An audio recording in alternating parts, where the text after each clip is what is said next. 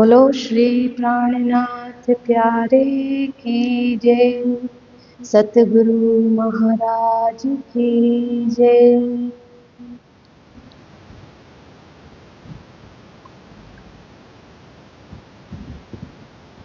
रस मगन भई सो क्या गावे। रस मगन भई सो क्या गावे। विचली बुध मन चित मनवा। विचली बुध मन चित मनवा। ताए सप्त सीधा मुख क्यों आवे। ताए शब्द सीधा मुख क्यों आवे। रस मगन भई सो क्या गावे। रस मगन भई सो क्या गावे। बेचले नैना श्रवण मुख रसना।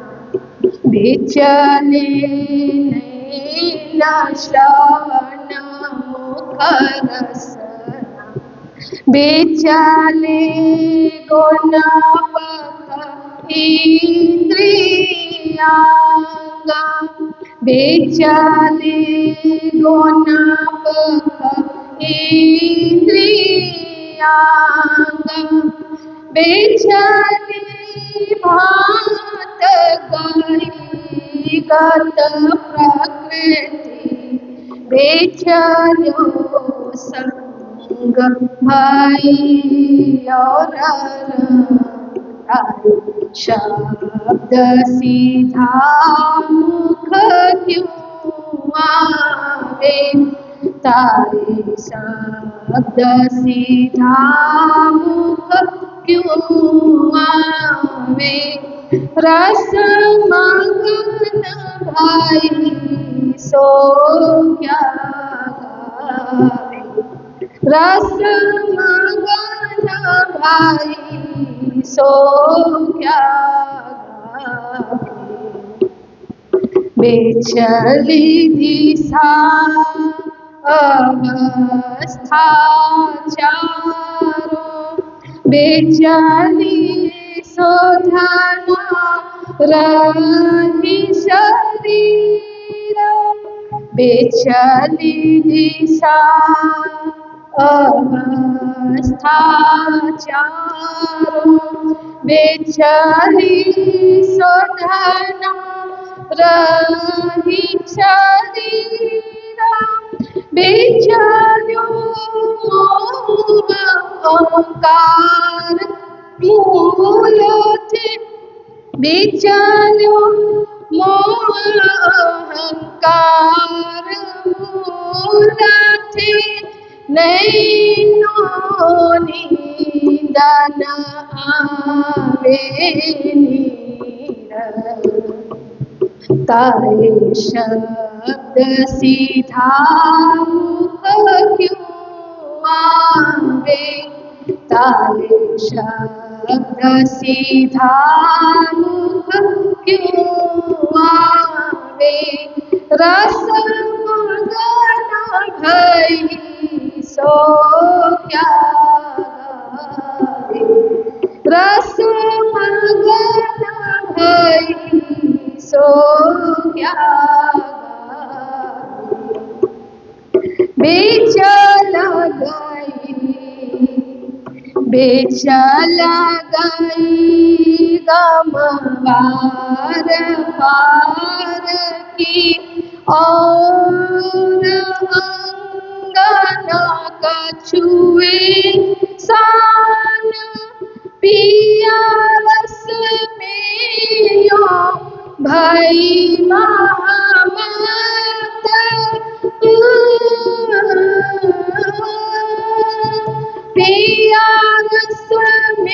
भई महामत प्रेम मगन क्यों करसी गान प्रेम मगन क्यों करसी गान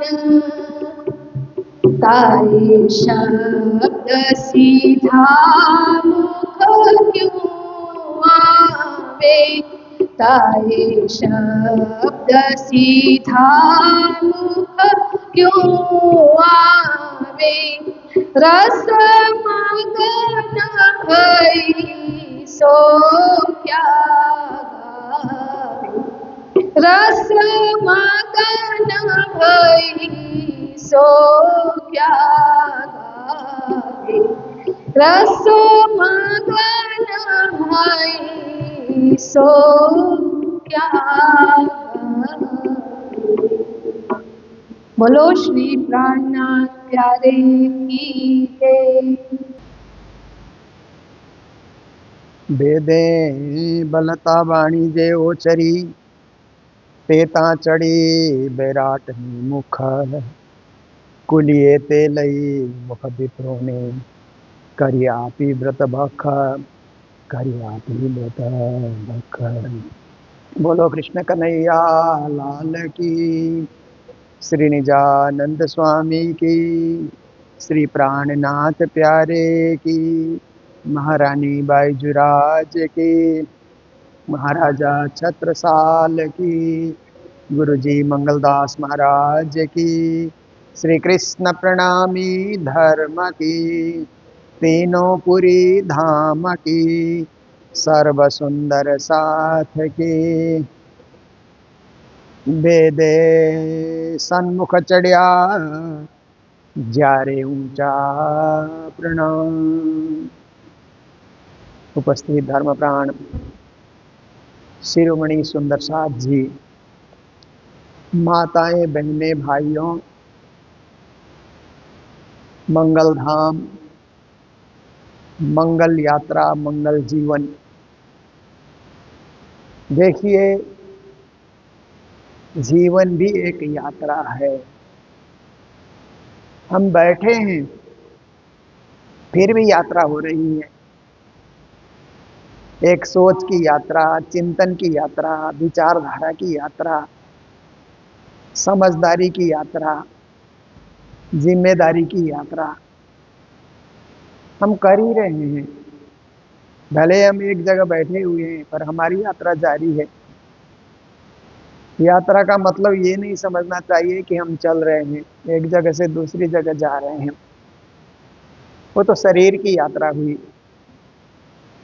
पर मन की यात्रा, विचारों की यात्रा, आत्मा की यात्रा। देखिए, मन की यात्रा क्या है कि आप मन से अच्छा सोचते हैं, प्लानिंग करते हैं, क्योंकि पहले तो मन से ही कुछ आप योजना बनाते हैं ना, ऐसा करेंगे, ऐसा होगा। जैसे हम लोग गए तो कहीं 108 पारायण है गुरु जी के क्षेत्र में। गुरु जी की जागनी जहाँ जहाँ हुई उन क्षेत्रों में 108 पारायण होते हैं, तो मुझे भी उसमें सहयोगी बनने का, सम्मिलित होने का, उन्हें मार्गदर्शन करने का मौका मिलता है। तो फिर एक योजना बनती है, हम भी सोचते हैं, वो लोग भी सोचते हैं, योजना तैयार होती है, फिर उस पे मन सक्रिय होकर के कार्य करता है योजना बनाने में। और मन कभी ध्वंसात्मक होता है, तो किसी चीज को तोड़ना, बिगाड़ना, द्वंद्व पैदा करना, फंद पैदा करना, लड़ाना भिड़ाना, वो भी मन ही करता है। लड़ने के लिए शरीर को लेके जाना नहीं पड़ता है, मन ही लड़ा देता है कभी कभी।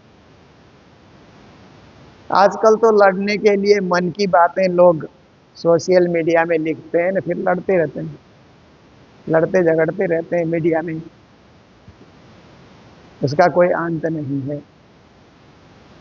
अब वो वही लोग देखते हैं जो उससे जुड़े हैं। आम जनता उससे जुड़ी नहीं है तो आम जनता को लेना न देना। तो मन को रचनात्मक बनाना, कंस्ट्रक्टिव बनाना, मन को क्रियाशील बनाना, ऐसे बहुत जरूरी है कि मन सकारात्मक सोच रखे। नकारात्मक सोच मन में आए ही ना। इसके लिए मनः पूतं समाचरेत्, हमारे नीति शास्त्रों ने कहा कि मन को पवित्र रखो तो मन पवित्र ही सोचेगा। मन को अपवित्र करोगे तो अपवित्र सोचेगा। इसलिए मन को सदा, हम चर्चा में क्यों बैठे, जितनी देर आप चर्चा में बैठेंगे न मन पवित्र ही सोचता रहेगा। अगर ध्यान केंद्रित है तो, चर्चा हो रही है आप कुछ सोच रहे हैं तो अलग बात है। चर्चा में ही केंद्रित होकर के आप बैठे रहे तो आधा घंटा आपका मन पवित्र बना रहेगा, राज्य के विषय में सोचता रहेगा। और मैंने तो पहले भी एक दो बार कहा कि जितना मन निज नाम के जाप करने में, ध्यान लगाने में केंद्रित नहीं होता, जब चर्चा करने वाला चर्चा में बैठता है और चर्चा शुरू करता है, प्रवचन शुरू करता है, तो उसका मन उससे कहीं ज्यादा प्रवचन के समय में, प्रवचन की घड़ी में केंद्रित होता है, राज्य में केंद्रित होता है। राज्य के अतिरिक्त कुछ सोचेगा तो फिर वाणी बोलेगा ही नहीं। उसको तो केवल राज्य के विषय में, धर्म के विषय में, अध्यात्म के विषय में सोचना है। मन जो सोचता है, बुद्धि में जो हमने जमा करके रखा है, वही तो मुख से निकलता है। इसीलिए मन को सदा पवित्र चिंतन में लगाए रखना, इसको मन की यात्रा कहा जाता है। और एक बुद्धि की यात्रा है, क्योंकि मन से तो सोचा, उसको लिपिबद्ध करने के लिए, उसको लिखने के लिए तो बुद्धि चाहिए ना। कोई आर्टिकल आप लिख रहे हैं तो मन से नहीं होगा, बुद्धि से होगा। वो आपका लेख, लेख आलेख बोलते हैं ना, साहित्य की भाषा में आलेख कहते हैं। वो शुद्ध होना चाहिए, उसकी भाषा शुद्ध, उसमें प्रामाणिक बातें होनी चाहिए। वो बुद्धि का विषय है। बुद्धि जब कार्य करती है तो गीता का एक श्लोक हमने डाला, तो गीता से मिला करके उसको देखा जाए कौन से अध्याय में कौन सा श्लोक है। भागवत का श्लोक डाला तो भागवत में देखा जाए, उपनिषद का वाक्य डाला तो उपनिषद देखा जाए, वाणी की चौपाई डाली तो वाणी से उसको मिलान करके देखा जाए। वो बुद्धि का कार्य है। बौद्धिक लोग ही ऐसा कार्य कर सकते हैं, अन्यथा लेख फिर आधा अधूरा रहेगा। फिर ऐसे लेख को कई लोग प्रकाशित करते भी नहीं हैं, अप्रमाणिक करके, मनगढ़ंत अप्रामाणिक, ऐसे लेख कोई छापता नहीं है। इसके लिए प्रमाण चाहिए कि कहाँ है, कौन से शास्त्र में, कौन से ग्रंथ में, कहाँ किस महात्मा ने कहा, उसका रेफरेंस देना होगा कि ये यहाँ पर बताया गया है। ये बुद्धि का कार्य है। तो ये बुद्धि की यात्रा इसको कहा जाता है कि बौद्धिक बने रहो। प्रवचन करने के लिए भी बुद्धि की यात्रा होती है कि कुछ पढ़ के आना पड़ता है। हर प्रवचनकर्ता को प्रिपेयर ऑफ स्पीच कहते हैं ना, जो बोलता है वो प्रिपेयर करके आना चाहिए। बिना प्रिपेयर के आ गया तो कुछ का कुछ बोल के चला जाएगा, उसका कोई अर्थ नहीं, समय बिगाड़ देता है। कई कई जगह कई बोलने वाले आते हैं ना, विषय कुछ और है, बोलते कुछ और हैं, लोगों का समय बिगाड़ देते हैं, फिर ज़्यादा बोलते हैं और उसका कोई अर्थ नहीं होता, महत्व नहीं होता, फिर चले जाते हैं। पर जो प्रिपेयर होकर के आता है वो विषय पे बोलेगा, क्योंकि उसने उसकी तैयारी की है, बुद्धि को सक्रिय किया है, बुद्धि की यात्रा उसने अच्छी की है। इसलिए जो भी बोलेगा प्रामाणिक बातें बोलेगा और विषय से संबंधित बातें बोलेगा, अतिरिक्त बातें बोल करके समय नहीं बिगाड़ेगा। तो ये बुद्धि की यात्रा है। और एक यात्रा है आत्मा की यात्रा, क्योंकि आत्मा तो दिखती ही नहीं है, सूक्ष्म से सूक्ष्म अति सूक्ष्म है। अणोरणीयाम महतो महीयान, आत्मा के विषय में कहा कि अणु से भी सूक्ष्म, परमाणु से भी सूक्ष्म और महान से भी महान, ऐसी आत्मा है। इसीलिए उस आत्मा की भी यात्रा होती है। जैसे हम ध्यान में बैठते हैं तो आत्मा की यात्रा होती है। संसार से, शरीर से आत्मा को उठा करके मूल मिलाप में पहुंचाना है ध्यान की घड़ी में, तो उस समय आत्मा सक्रिय हो जाती है। आत्मा यात्रा करती है, अंदर ही अंदर यात्रा करती है।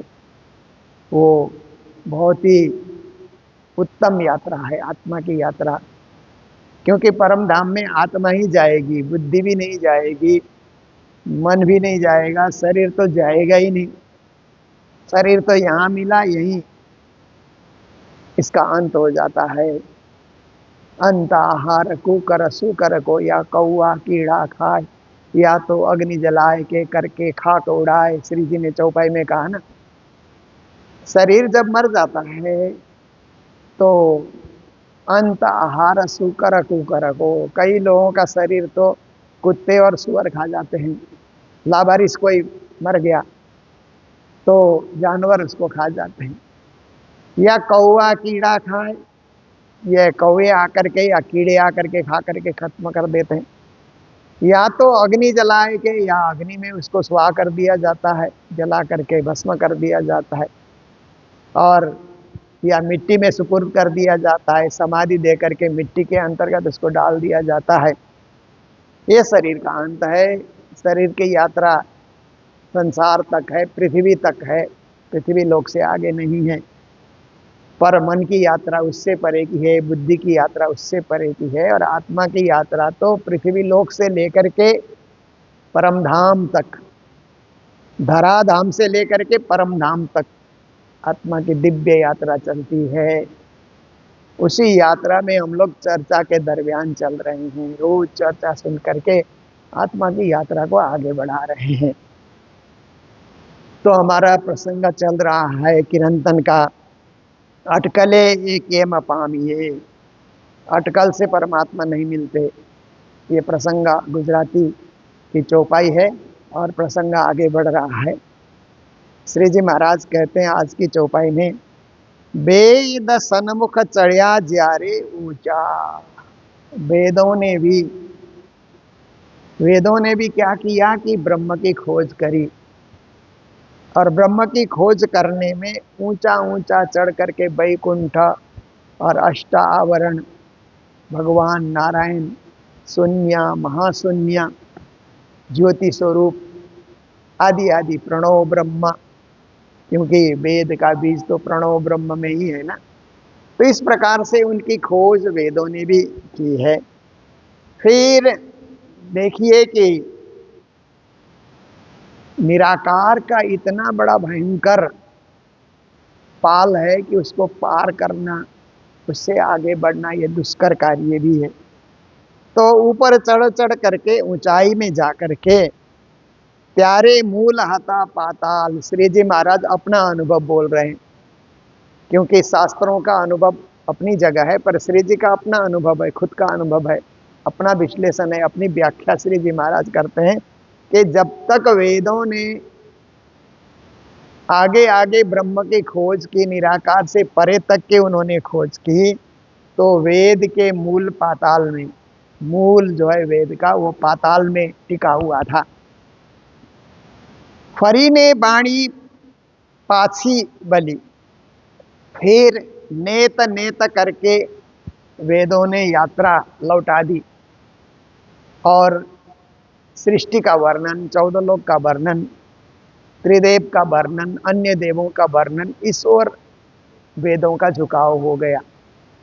परब्रह्म की खोज, परब्रह्म का स्वरूप का वर्णन करते करते या उस ओर जाते जाते यात्रा उन्होंने इस ओर लौटाई, और फिर सृष्टि की खोज में वेद लगे। तो त्यारे थया मूल ऊंचा ने नीची डाल। फिर श्री जी महाराज कहते हैं कि उस समय वेदों के मूल ऊपर हो गए, शाखाएं नीचे आई। पहले मूल नीचे था, शाखाएं ऊपर जा रही थी जब तक ब्रह्म की खोज हुई। जब देवताओं की खोज और सृष्टि की खोज शुरू हो गई तो मूल ऊपर चला गया और डालियां पत्ते नीचे की ओर आ गए। इसलिए गीता में कहते हैं ना, ऊर्ध मूल मध शाखा अश्वत्थम प्राहुरभ्यम छंदांसी यस्य वेदानि हस्तम वेद सवेदविद। कहते हैं ना, ऊपर मूल है। ऐसा वृक्ष आप सोचिए कि ऐसा एक पीपल का वृक्ष है, आप सोचिए कि जड़ें ऊपर हैं, शाखाएं नीचे है। ऐसे हमने कभी देखा ही नहीं। हमने जितने वृक्ष देखे हैं उन वृक्षों की जड़ें नीचे होती है, फिर डाली, फिर शाखाएं, फिर पत्ते, फल, फूल इत्यादि। ये तो हमने आम वृक्षों को देखा है। पर गीता कहती है कि 15 अध्याय के प्रथम श्लोक में गीता कहती है एक ऐसा वृक्ष है कि ऊपर मूल है, अधः शाखा, उसकी शाखाएं नीचे की ओर है। अश्वत्थम वो पीपल का वृक्ष है और अखंड वृक्ष है। अश्वत्थम प्राहु अव्ययम छंदांसी यस्य पर्णानि, और उसकी जो शाखा प्रशाखाएं हैं वो वेद हैं, चारों वेद हैं, उपवेद हैं, वेदांत हैं। इस प्रकार से उसकी शाखा प्रशाखाएं फैली हुई है। यह तम वेद सवेदविद। फिर कहते हैं जो व्यक्ति ऐसे वृक्ष को, ऐसे वेद रूपी वृक्ष को जो समझता है वो वेद का ज्ञान ज्ञाता है, वही वेद को जानता है। तो इसका तात्पर्य है कि ये जो सृष्टि है, सृष्टि का मूल ऊपर हो गया प्रणव ब्रह्म, फिर नारायण, प्रणव ब्रह्म से नारायण, नारायण से ब्रह्मा विष्णु महेश, ब्रह्मा विष्णु महेश से त्रिदेव, त्रिदेव से सचराचर जगत की सृष्टि। तो मूल तो ऊपर है प्रणव, और प्रणव से नारायण है, तो नारायण भी सबसे ऊपर है। एको हम बहुश्याम, नारायण भगवान का वाक्य है। तो ऊपर से नीचे सृष्टि फैली। इस तथ्य को जो जानता है वो वेदविद मतलब विद्वान है, वो वैदिक विद्वान है, ज्ञाता विद्वान है। ऐसा जो गीता ने कहा, श्री प्राणनाथ जी महाराज उसी को अपने अनुभव के साथ, कि जब तक वेद की ऋचाएं खोजी में रही तो जड़ें नीचे थी, जब सृष्टि के वर्णन में वेद की ऋचाएं लगी तो जड़ें ऊपर चली गई। ऐसा प्राणनाथ जी महाराज की मान्यता है। कल्प वृक्ष तिहा वेद थयो। और जो वृक्ष है वो कल्प वृक्ष के समान है। कल्प वृक्ष का अर्थ होता है जो मांगो सो मिले। तो सृष्टि में भी जो जिस प्रकार की सृष्टि चाहिए वैसी सृष्टि हो गई, और सृष्टि में जिस जिसने जो चाहा सो पूर्ण हुआ। एक ओम बहुश्याम। देखिए गुरु जी ने मंगल सूक्ति में एक जगह लिखा है, एको हम बहुश्याम केवल नारायण भगवान की इच्छा नहीं है, जगत के सारे जीवों की इच्छा है। हम एक हैं, अनेक हो जाएं, ये सारे जीवों की इच्छा है। कीड़े मकोड़े से लेकर के फल फूल आप देखिए, सारी सृष्टि को आप देखिए, एको हम बहुश्याम व्यापक है। एक बार वाराणसी में एक विद्वान थे, वो इसी क्षेत्र के विद्वान थे, परंतु यहाँ थोड़ी पढ़ाई करके फिर उन्होंने कभी पढ़ाई के दरमियान में गुरु जी के भी दर्शन किए होंगे। तो वाराणसी गए, काशी गए, वहाँ बड़ा अध्ययन किया उन्होंने, व्याकरण का अध्ययन किया, संस्कृत का। वहीं संस्कृत पढ़ाने वाले गुरु के रूप में प्रसिद्ध हो गए। हमारे कई विद्यार्थी उनसे पढ़ते रहे। तो बाद में गुरु जी के धाम जाने के बाद मंगल सूक्ति का प्रकाशन हुआ। तो उन्होंने एक विद्यार्थी को कहा कि हमने बचपन में गुरु जी के दर्शन किए थे, उनकी सूक्ति छपी है तो जरा मेरे लिए लेकर के आना। तो यहाँ से भेज दिया गया और एक विद्यार्थी लेकर के पहुंचे। उन्होंने पूरी सूक्तियाँ पढ़ी। पढ़ करके उन्होंने कहा कि सूक्तियाँ अच्छी है, परंतु एक सूक्ति मेरे को बहुत भा गई। तो विद्यार्थियों ने पूछा कौन सी सूक्ति? कहा एको हम बहुश्यामा, ये केवल भगवान नारायण का वाक्य नहीं है, सचराचर जगत के जीवों का वाक्य है, इतना व्यापक है। तो उनको वो अच्छा लगा, क्योंकि कई कई विद्वान होते हैं तो किसी किसी चीज को पकड़ करके खुश हो जाते हैं। उन्होंने कहा कि इतना व्यापक अर्थ किसी ने नहीं किया था और गुरु जी ने एक ही सूक्ति में सब कुछ बता दिया। तो देखिए फिर इसलिए वेद को श्री जी ने कल्प वृक्ष कहा। सारे जीवों ने एकोम बहुश्यामा कहा तो सबकी इच्छा पूरी हुई, उनकी भी संतान हो गई, उन्हें भी खाना मिला, उन्हें भी कहीं ना कहीं घर बनाने को मिला, उन्हें भी पहनने को मिला, या जीव जीव जंतु हैं तो विचरण करने को मिला, ये धरती उनको भी मिली, सृष्टि मिली, कहीं ना कहीं आहार उनको भी मिल रहा है, सबकी इच्छा पूरी हो रही। कल्प वृक्ष तिहा वेद थयो तेनु फल निपणु भागवत। अब भागवत में निगम कल्प तरोर गलितम फलम सुखमुखा द्रवित द्रव संयुतम पिबत भागवतम रसमालयम मुहुरहो रसिका भुवि भावुका, कहते हैं ना वैदिक कल्प वृक्ष का पका हुआ फल भागवत, ऐसा भागवत में ही ये श्लोक मिल जाता है। तो प्राणनाथ जी ने इसी श्लोक का अपने ढंग से विश्लेषण किया कि जो कल्प वृक्ष है, निगम कल्प तरु करके कहा, उसको कल्प वृक्ष से जी ने कहा, तो उसका पका हुआ फल जो है वो श्रीमद् भागवत है। और वन पकब रस ग्रही मुनि थया, फिर पके पके हुए फल को, जो पका हुआ फल है उस पके हुए फल को और स्वादिष्ट बना देना।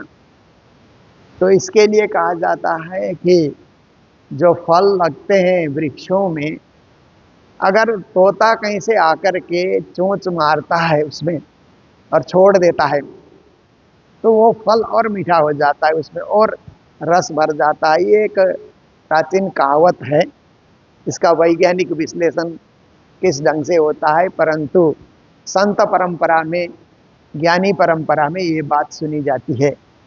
तो श्रीमद् भागवत रूपी ये कल्प वृक्ष वेद व्यास जी ने तैयार किया। भागवत की रचना तो वेद व्यास जी ने की, पर उसकी प्रथम कथा, सबसे पहली कथा सुखदेव मुनि महाराज ने की। राजा परीक्षित को कथा सुनाई शुक्रताल में, जहाँ आज भी एक बहुत बड़ा बट वृक्ष है जहाँ पर भागवत की कथा हुई, वो वृक्ष आज भी साक्षी है।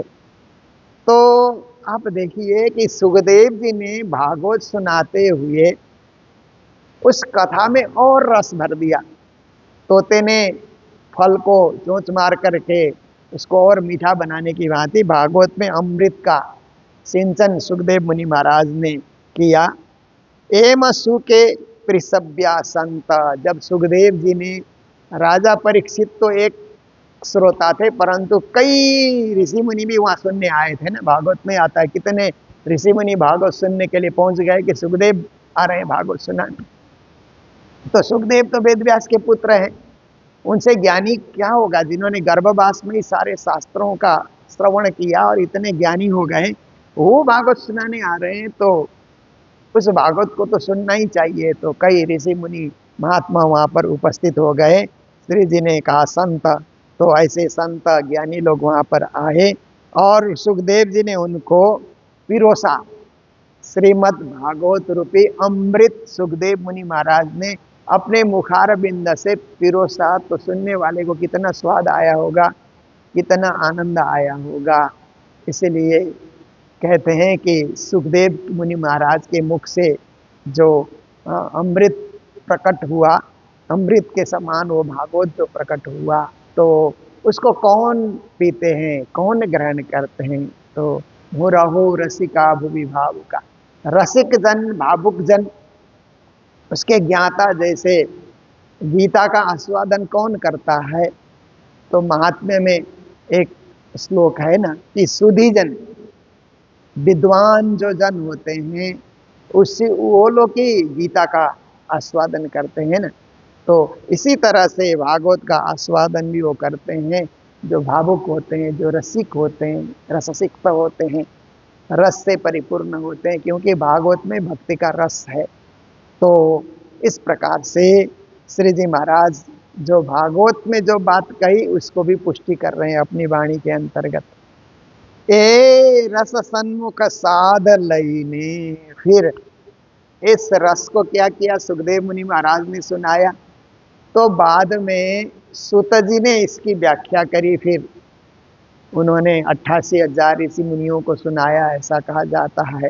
तो क्या है कि फिर साधु संतों ने, सुत जी हो गए, नारद जी हो गए, फिर ये भागवत की कथा प्रारंभ हो गई, चलने लगी। बाद में आकर के गोकर्ण जी ने धुंधुकारी को सुनाया। तो 4 मुख्य भागवत कथाकार के नाम तो भागवत में ही आते हैं ना। सुखदेव जी का नाम आता है प्रथम कथाकार के रूप में, फिर नारद जी का नाम आता है, फिर इधर जा कर के गोकर्ण जी का नाम आता है, सुत जी का नाम आता है। 4 बड़े बड़े कथाकार हो गए। तो आप देखिए कि सभी साधुओं ने, ये सब साधु हो गए, साधु संत ऋषि मुनि हो गए। तो इन्होंने फिर भागवत की व्याख्या और विस्तार पूर्वक की, भागवत सुनने की परंपरा डाली इन्होंने। क्योंकि सुखदेव जी ने परंपरा शुरू की तो इन्होंने उसको और विस्तार किया, व्यापक किया।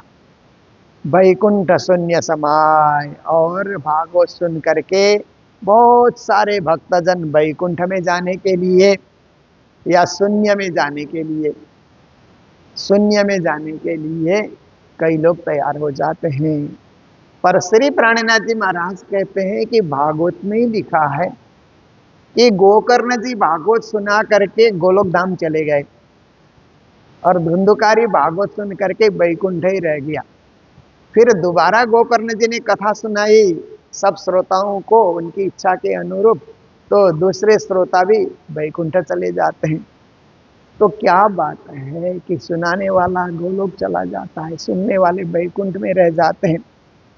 तो सुनाने वाले के समान सुनने वाले की जो है तीव्रता, तीव्र भक्ति, पराभक्ति नहीं रही होगी, इसलिए श्रोता वहीं रह गए और कथाकार उससे ऊंचे स्थान में जाकर के पहुंचे। तो महामती प्राणनाथ जी कहते हैं कि सदगुरु श्री देवचंद जी महाराज ने जब भागवत की कथा सुनी तो वो तो परम धाम गए फिर, क्योंकि भागवत की कथा सुनने से परम धाम की यात्रा भी तो होती है। भागवत में परम धाम शब्द तो आया ही है। जब सुखदेव मुनि महाराज राजा परीक्षित को अंतिम में, तुम तो राजा मरिष्यसि पशु बुद्धि मीमाम जही, हे राजा अब मैं मरूंगा, अब तक्षक आएगा मुझे डसेगा, मैं मरूंगा, ये पशु बुद्धि है, इस पशु बुद्धि को तुम त्याग करो, क्योंकि अब तुम भागवत सुन सुन करके ब्रह्म रूप हो गए हो। इसीलिए अहम ब्रह्म परम धाम ब्रह्मा हम परमम पदम। अब ऐसा सोचो कि मैं ब्रह्म रूप हो गया, मेरा परम धाम है, हम ब्रह्म परम धाम, मेरा परम धाम है, ब्रह्मा हम परमम पदम, मैं ब्रह्मरूप हो गया हूँ, इसीलिए परम पद को मुझे प्राप्त करना है। पद के परे परम पद सो कहिए प्रणाम, कहते हैं ना। तो ऐसे परम पद को मुझे पाना है। ये बहुत गूढ़ रहस्य है श्रीमद् भागवत में। तो श्री प्राणनाथ जी महाराज कहते हैं कि उससे तो परम धाम का द्वार भी खुल जाता है जिसको जहाँ जाना है। ये ऐसी कथा है कि जिसको जहाँ तक की यात्रा करनी है, जैसे हम लोग न्यू जलपाईगुड़ी सिलीगुड़ी से बैठते हैं ना ट्रेन में, तो कोई लोग पटना उतर जाते हैं, कोई लोग प्रयागराज उतर जाते हैं, कोई लोग कानपुर उतर जाते हैं, कोई लोग दिल्ली पहुंच जाते हैं। आप देखिए जिसको जहाँ उतरना है, रेल तो चली रही है ना, ऐसे भागवत की यात्रा चली रही है। श्रोतागण सुन सुन करके जहाँ जहाँ जिनका पड़ाव या जहाँ जहाँ जिनका ठिकाना आ जाता है वहाँ वो उतर जाते हैं। पर इसका अंतिम डेस्टिनेशन, अंतिम ठिकाना परम धाम है।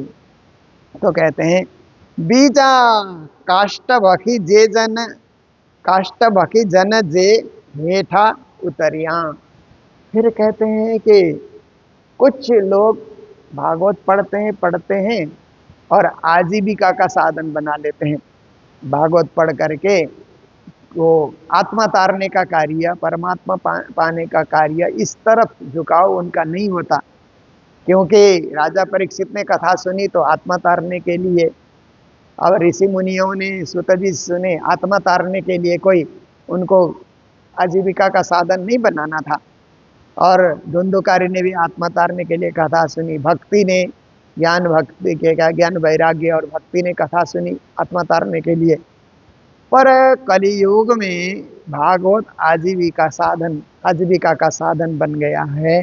और दूसरे कुछ लोग ऐसे करते हैं कि काष्ठभखी, मतलब जैसे लकड़ी को खाने वाले कीड़े होते हैं ना, लकड़ी को खा खा करके स्वाहा कर देते हैं, उसको काष्ठभक्षी कहा जाता है।